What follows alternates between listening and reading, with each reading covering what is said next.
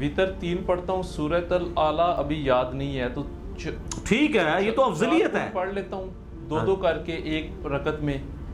اور سورۃ الاعلیٰ تو افضلیت ہے کہ پہلی رکعت میں سورۃ الاعلیٰ، دوسری میں قل یا ایھا الکافرون، تیسرے میں قل هو اللہ احد، اور اگر 5 ہیں تو چوتھی میں آپ قل اعوذ برب الفلق، قل اعوذ برب الناس، اس کو بھی آپ ایڈ کر لیں.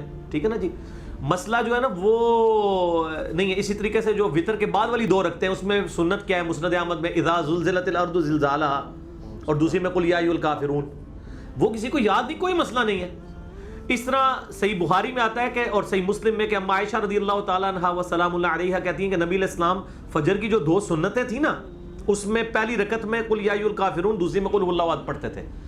آپ اسی طریقے سے صحیح مسلم میں آتا ہے کہ آپ صلی اللہ علیہ وسلم جو طواف کے نوافل تھے ان میں بھی پہلی میں قل یا ایھا الکافرون پڑھتے تھے، دوسری میں قل هو اللہ احد. کیوں؟ پورا دین ہے اس کے اندر. لا الہ قل یا ایھا الکافرون میں ہے، اور الا اللہ سورہ اخلاص میں ہے. وہاں سارے بتوں کی نفی اور سورہ اخلاص میں اللہ کی وحدانیت. تو توحید کا یہ بیسیکلی نمونہ ہوتا تھا. تو اس لیے جتنی سنتیں ہیں نا اس میں افضل ہے کہ آپ ہر سنت میں، چاہے وہ زور کی 4 سنتے ہیں وہ بھی 2 کر کے پڑھیں تو افضل ہے. کوشش کریں کہ پہلی رکعت میں قل یا ایھا الکافرون، دوسری میں قل هو اللہ احد پڑھیں. یہ افضل ہے، آپ کو محبوب ہے صلی اللہ علیہ وآلہ وسلم.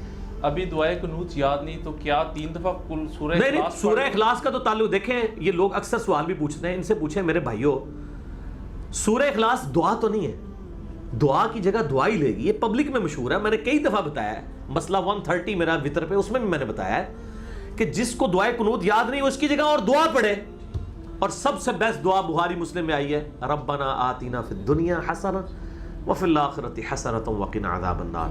بخاری اور مسلم میں موجود ہے. انس بن مالک کہتے ہیں کہ نبی علیہ السلام کوئی اور دعائیں مانگے نہ مانگے، یہ دعا ضرور مانگا کرتے تھے نماز کے بعد. نماز میں تشہد میں بھی مانگ سکتے ہیں. جو آپ کا یہ قنوت وطر میں دعائے قنوت یاد نہیں ہے، آپ یہ دعا پڑھیں.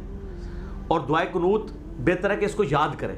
دعائے قنوت اگر کسی کو یاد نہیں تو اس کا یہ مطلب نہیں کہ اس کے وطر نہیں ہوں گے، وہ ایک موقع ہے دعا کرنے کا.